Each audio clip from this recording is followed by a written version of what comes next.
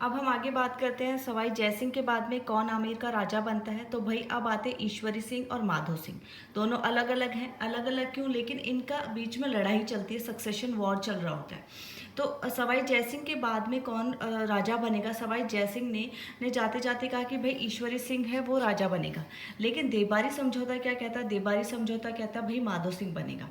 ठीक है, देबारी समझौते के अंदर बात हुई थी कि भाई ये जो भी जो मेवाड़ की बेटी है जिसका विवाह सवाई जयसिंह से हुआ था, चंद्र कंवरी, उन दो और जो सवाई जयसिंह का बेटा है वो कौन था? माधो सिंह से उनका बेटा ही राजा बनेगा किसका? आमेर का। ये बात हुई थी। लेकिन जो परंपरा है, आमेर की परंपरा क्या कहती है? वो ये कहती है कि भाई जो सबसे बड़ा बेटा है वही राजा बनेगा।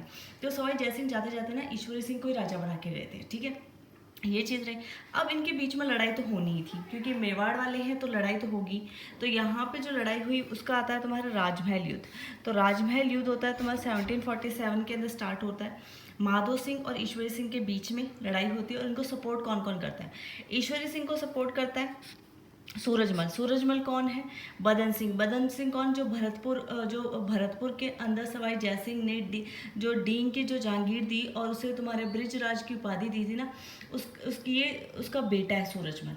बदन सिंह का बेटा है सूरजमल जो कि जाट राजा था। तो इसने कहा कि भाई जाते जाते तो सवाई जयसिंह जो बोल के गए मैं उसी को सपोर्ट करूंगा। उधर कौन सा? माधो सिंह। माधो सिंह का दोहिता है किसका? मेवाड़ वालों का। तो मेवाड़ वाले तो आएंगे। तो मेवाड़ से आया जगत सिंह सेकंड।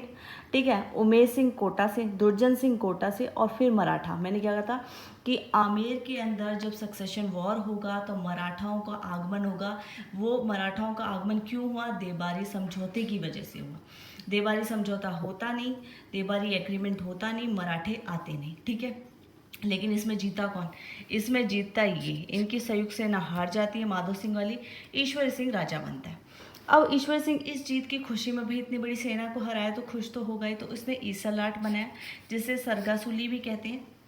जयपुर के अंदर बनाया इसने ईसलाट, सरगासुली। 7 मंजिला इमारत है ये।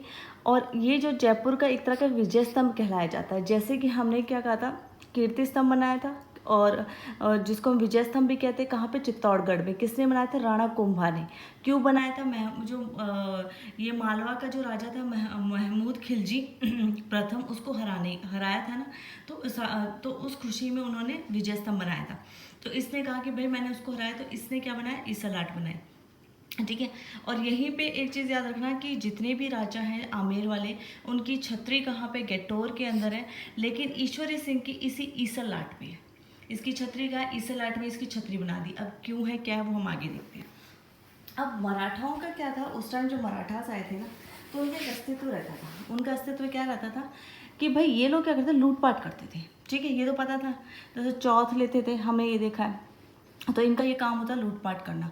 पर तुमने पैसे दिए तो तुम्हारे पास, अच्छा दूसरा जो हार गया ना उससे भी फिर बैटल कंपनसेशन लेता था। मतलब वॉर कंपनसेशन लेता था कि भाई तूने मुझे, हम लोग हारे हैं, हमारा नुकसान हो तो दे। जीतता था जिसकी साइड से लड़ रहा है उससे भी लेता और जो उसको हराता था उससे भी लेते थे मराठे। एक युद्ध होता है बैटल ऑफ बागोर। अब बागोर के युद्ध होता है 1748 में, एक साल बाद में ही होता है। अब कौन बनता है? अब राजा बनता है माधो सिंह, मतलब जीत जाता है माधो सिंह। लेकिन अभी भी राजा तो ईश्वरी सिंह ही रहता है। होता क्या है कि अब युद्ध हर्जाना हमने कहा कि भाई मराठा ले रहे थे। इस वॉर के अंदर भी माधो सिंह के साथ वही जो पूरी टीम थी वही टीम यहाँ आई और माधो सिंह जीत गया। मराठाओं ने ईश्वरी सिंह को टॉर्चर करना स्टार्ट कर दिया कि भाई तो हम तो वो युद्ध में लड़े ही थे। तो उसने कहा भाई तुम लड़े तो मेरे भाई की तरफ से हो, मुझसे पैसे क्यों मांग रहे हो? उसने बोला नहीं देने पड़ेंगे, तुमने इतना नुकसान किया। इनकी चलती थी भाई, खूब चलती थी, दादागिरी थी इन लोगों की। उस टाइम ये उभर के ही ऐसे आए थे। और कुछ सिचुएशंस होती है जो इनको उभार देती हैं। अब ये क्या हुआ, युद्ध हर जाने के चक्कर में, टॉर्चर होने के चक्कर में ईश्वरी सिंह ने सुसाइड कर लिया। ठीक है, तो आमेर का कौन सा राजा था जिसने सुसाइड किया? वो था ईश्वरी सिंह। ठीक है, ईश्वरी सिंह चला गया, माधो सिंह का रास्ता साफ हो गया। माधो सिंह ने कहा कि भाई अब तो हम राजा हैं। ठीक है, ये फिर 1750 तुम्हारे यहाँ पे 1750 से स्टार्ट हुआ है इसका पूरा कार्यकाल। तो 1750 में मर गया था। ठीक है, कौन मर गया था? ईश्वरी सिंह। ठीक है, इसका कार्यकाल रहता है कुल 18 सालों तक चलता है। आगे हम बात करते हैं इसके टाइम पे क्या हुआ कि फिर मराठाओं ने कहा कि भाई हमने जो युद्ध हर्जाना तेरे भाई से मांगा था ना, तो माधो सिंह वो तुम्हें देना पड़ेगा। माधो सिंह ने कहा कि यार वो डील तो ईश्वरी सिंह के साथ हुई थी, ईश्वरी सिंह खत्म तो डील भी खत्म। मराठाओं ने कहा नहीं, वो डील तो राजगद्दी पे लग रही है। जब ईश्वरी सिंह राजगद्दी पे था तो वो पैसे देता था, अब तुम राजगद्दी पे तो तू पैसे देगा। माधो सिंह ने बोला कि ठीक है, थोड़ा टाइम वाइम दो। उन्होंने बोला ठीक है, टाइम देते हैं। हुआ क्या था कि उसी टाइम इसने कुछ प्लान सेटअप किया। इसने क्या किया कि आसपास के एरिया में उस टाइम मराठा जो है लूटपाट करने आए थे जयपुर के आसपास वाले एरिया में। तो इसने क्या किया कि उसमें से जो उनका पेशवा था उसको बोला कि यार तुम आए हो तो एक काम करो, अब टाइम तो हो चुका है तो तुम पैसे भी लेते जाना और साथ में अपनी फैमिलीज़ को भी ले आना, तो यहाँ पे पार्टी वार्टी भी कर लेंगे, ज़्यादा अपनी जान पहचान भी हो जाएगी और तुम युद्ध में साथ दे रहे हो। मराठास ने कहा ठीक है, फैमिली तो नहीं है लेकिन फ़ौज है हमारी, उसको ले आएंगे। बोला ठीक है, ले आना। इसने क्या किया, जैसे ही मराठास ने एंट्री की जयपुर में, इसने जो जयपुर के दरवाजे थे बंद करा दिए और हर जयपुर के जो उसके लोकल बंदे थे उनको इसने हथियार दिए माधो सिंह ने। और बुरी तरह मराठाओं का जो है मैसेकर हुआ था, ठीक है, बुरी तरह जो है नरसंहार हुआ था। और वो नरसंहार 10 जनवरी को हुआ था, ठीक है। 10 जनवरी को 1751 के अंदर 1751 में बुरी तरह इनको मराठाओं को मारा गया था। मतलब ऐसे लाशें बिछा दी थी जयपुर के अंदर। किसके टाइम पे हुआ था पूछ लेते हैं कि मराठाओं का नरसंहार किसके टाइम पे हुआ था? माधो सिंह के टाइम पे हुआ था। कब हुआ था? 10 जनवरी 1751 में। अब मराठे चुप नहीं बैठेंगे तो मराठे उनसे बदला लेंगे। तो मराठों ने क्या किया, काकोड़ का युद्ध होता है। काकोड़ कहाँ पे, छोटे छोटे पूछ लेते हैं ये कहाँ पे है, तो काकोड़ भाई टोंक के अंदर। युद्ध कब होता है तुम्हारे यहाँ पे? 8 साल बाद में मराठा बदला लेने आते हैं। तो यहाँ पे 8 साल बाद में बदला लेने आए, मराठाओं के साथ में युद्ध होता है। और यहाँ पे आगे तुम्हारे यहाँ पे माधो सिंह, लेकिन इसमें माधो सिंह जीत जाता है और बुरी तरह मराठाओं की हार होती है। मराठा फिर बहुत टाइम तक कोशिश नहीं करते जयपुर आने की। तो ये बहुत इंपॉर्टेंट है कि भी ऐसा कौन सा युद्ध था जिसके अंदर मराठा हार गए थे। तो वो आगे काकोड़ का युद्ध था, बहुत इंपॉर्टेंट है। पूछ लेते कि काकोड़ का युद्ध कब हुआ था और कौन जीता था, ठीक है। अब इससे खुश होकर उस टाइम कौन राजा था भाई? उस टाइम मुगल राजा, मुगलों की भी बात कर लेते थे तो टुच्चे मुच्चे से। मुगल था अहमद शाह। अहमद शाह ने कहा कि भाई मैं बहुत खुश हूँ माधो सिंह, रणथंभौर किला तेरा। था कुछ नहीं इनके पास। मुगल जो साम्राज्य था वो बहुत ज़्यादा जो एक एरिया तक आकर सीमित हो चुका था, बहुत ही छोटा एरिया रह गया था दिल्ली के आसपास का। और कहाँ रणथंभौर पड़ा था, ठीक है। उस टाइम जो रणथंभौर दुर्ग है हमारा, जो सवाई माधोपुर में आज एग्जिस्ट करता है, उस टाइम वो 12 के जो एरिया थे वहाँ पे एग्जिस्ट कर रहा था वो, ठीक है। मतलब उस एरिया में इतना ज़्यादा मतलब फैला हुआ था। इसने बिना बोले बोल दिया कि ये ना माधो सिंह तेरा है किला, मतलब ऐसे ही मैं खुश हूँ, जैसे आज वो खुश हुआ टाइप। इसने जाके माधो सिंह ने भी कब्जा कर लिया। उधर तुम्हारे यहाँ पे तुम्हारे शत्रुसाल को पता चला। शत्रुसाल ने कहा कि भाई माधो सिंह तू यहाँ क्यों बैठा रणथंभौर का किले पे, ये तो मेरा है। उसने बोला तेरा नहीं है, मुझे ना शहनशाह ने खुश होकर दिया। बोले कैसा शहनशाह? उसके बाद भिख मंगे के पास कुछ है तो है नहीं, तेरे को क्या देगा वो। फिर क्या हुआ, यहाँ पे आता भटवाड़ा का युद्ध। भटवाड़ा कहाँ पे है? 12 के अंदर है। और भटवाड़ा का युद्ध कब होता है ये वाली याद रखना है, 61 वाली 1761 में 3rd बैटल ऑफ पानीपत हुआ था, ठीक है। 3rd बैटल ऑफ पानीपत हुआ था मराठाओं के साथ, जब तुम्हारे यहाँ पे हमेशा अब्दाली के साथ में। तो ये वाला याद रखना। तो यहाँ पे शत्रुसाल जीत जाता है। तो जीतना ही था, कौन था यहाँ पे? झालिम झाला सिंह था। तो यहाँ पे जालिम सिंह झाला था तो वो तो जीता, इसका सेनापति था। शत्रुसाल जीत गया, माधो सिंह हार गया। इसकी इतनी कहानी इंपॉर्टेंट ये कुछ रहते हैं कि इसने क्या क्या बनवाए थे। तो चाकसू जयपुर के अंदर शीतला माता मंदिर बनाया था।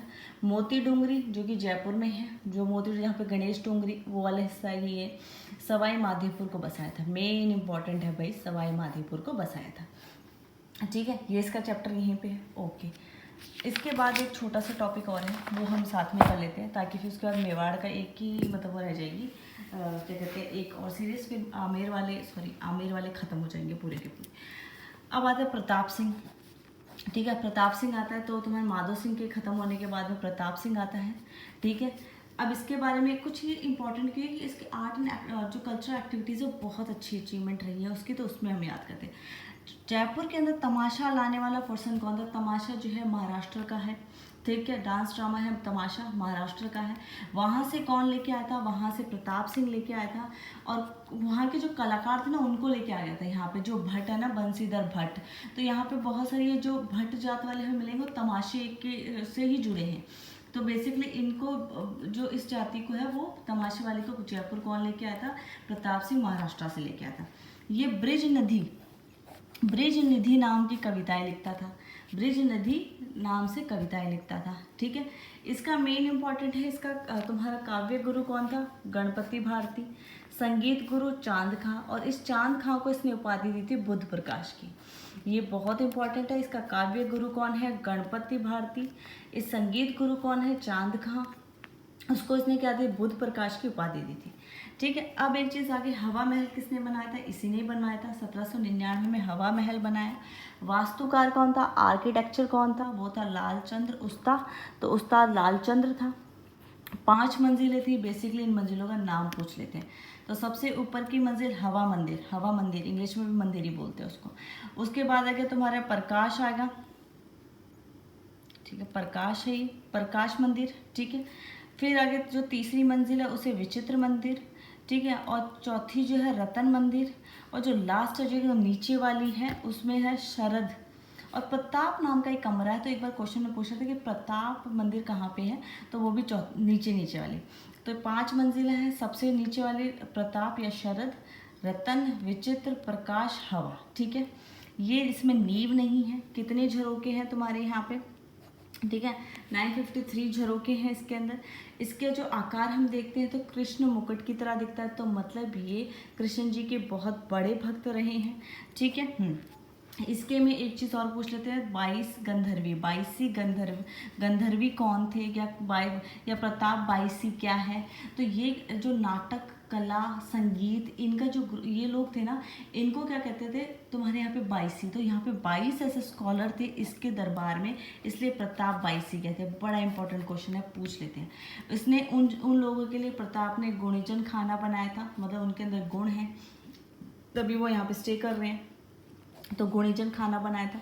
और ये गंधर्व ना, ये जाति हुआ करती थी, मतलब ऐसी पर्टिकुलर, ये एक ऐसी पर्टिकुलर कास्ट थी जो कि गंधर्व एक कास्ट कह दो, ये ग्रुप कह दो, जो कि यहाँ पे इन चीज़ों को परफॉर्म करते थे, डांस ड्रामा म्यूज़िक जो इनको परफॉर्म करते थे, इसलिए इनको 22 गंधर्वी कहते हैं। ठीक है, तो ये बहुत इंपॉर्टेंट है, पूछ लेते हैं। एक चीज़ आती है कि इसके दरबार में संगीत सम्मेलन रखा गया था। उसका हेड था तुम्हारे देव ऋषि बृजपाल, और उसके अंदर क्या कौन सा ग्रंथ सबने मिलके लिखा था? संगीत सम्मेलन में सबने मिलके ग्रंथ लिखा था जिसका नाम है राधा गोविंद संगीत सार। भाई ये बहुत इंपॉर्टेंट है, राधा गोविंद संगीत सार किसने लिखी थी? तो राधा गोविंद संगीत सार सबने मिलके लिखी थी, सम्मेलन हुआ था। ठीक है, इसी के टाइम पे एक चित्रकार था जिसने साहिब राम, जिसने ईश्वरी सिंह का जो आगे पूरा जो होता है एक पोर्ट्रेट बना दिया था। तो प्रताप सिंह के टाइम पे साहिब राम ने ईश्वरी सिंह का चित्र बनाया था। ठीक है, ईश्वरी सिंह का चित्र बनाया था। अब भाई एक छोटा सा रहता है, इसका युद्ध है कुछ, तो प्रताप के, तो यहाँ पे आता है तुंगा युद्ध। अब भाई मराठे तो बदला लेंगे, तो मराठे आते, उस टाइम महाजदी सिंधिया इतना पावरफुल था, वो कभी नहीं हारा, लेकिन महाजदी सिंधिया जो था इस युद्ध में हारा। तो तुंगा वाला बहुत इंपॉर्टेंट है। ठीक है, एक तो काकोड़ का युद्ध आ गया, एक तुंगा वाला, और इसमें कौन थी? प्रताप सिंह और जोधपुर का राजा विजय सिंह की संयुक्त सेना थी, और उन्होंने हरा दिया मराठाओं के महाजदी सिंधिया को। फिर आता है पाटन का युद्ध होता है। पाटन का युद्ध होता है 2 साल बाद में ही आता है, और इसमें क्या होता है, अब महाजदी सिंधिया तो नहीं आता, वो तो चला जाता, चुपचाप बैठ जाता है। अब इसकी जगह डी बोई जो फ्रेंच कमांडर है, ये कौन है? फ्रेंच कमांडर है। डी बोई मराठाओं की तरफ से आता और ये जीत जाते हैं। प्रताप और विजय हैं, ये हार जाते हैं। इसमें क्या था कि बेसिकली ये तो होगी आमेर की सेना, ये होगी जोधपुर की सेना। जिस दिन ये पहला जब तुंगा का युद्ध जीता ना, तो पार्टी वार्टी कर रहे थे, तो वहाँ पे क्या, जब कवि था उसने ऐसे बोल दिया कि आमेर रहता नहीं अगर मारवाड़ मदद करता नहीं। ठीक है, तो उसने ऐसे कुछ लाइनें बोल दी थी कि भाई जोधपुर था ना तभी जयपुर बचा, नहीं तो जयपुर का अस्तित्व नहीं बचता। ये बात जो थी जयपुर की सेना को बुरी लगी। जब तुम्हारा दूसरा पाटन का युद्ध होता है तो बोलता है डी बोई एक काम कर, जोधपुर वाले रात को बहुत उछल रहे थे, इनकी थोड़ी सी उतार दे, शांति मिल जाएगी। तो पहले जोधपुर की सेना को आगे कर दिया और जयपुर वाली पीछे हो गई, और इस वजह से ये युद्ध हार गए। तो वही बात है कि आपस की जेलसी ने सब कुछ बर्बाद करके रख दिया। तो ये चीज़ होती। अब एक लास्ट आएगी वीडियो, जिसके बाद आमेर के जो कछवाड़ वंश है वो पूरे की तरह पूरे ख़त्म हो जाएंगे। आप प्लीज़ सब्सक्राइब कर दीजिए, शायद थोड़ा बहुत मेरी भी मदद हो जाए, प्लीज़।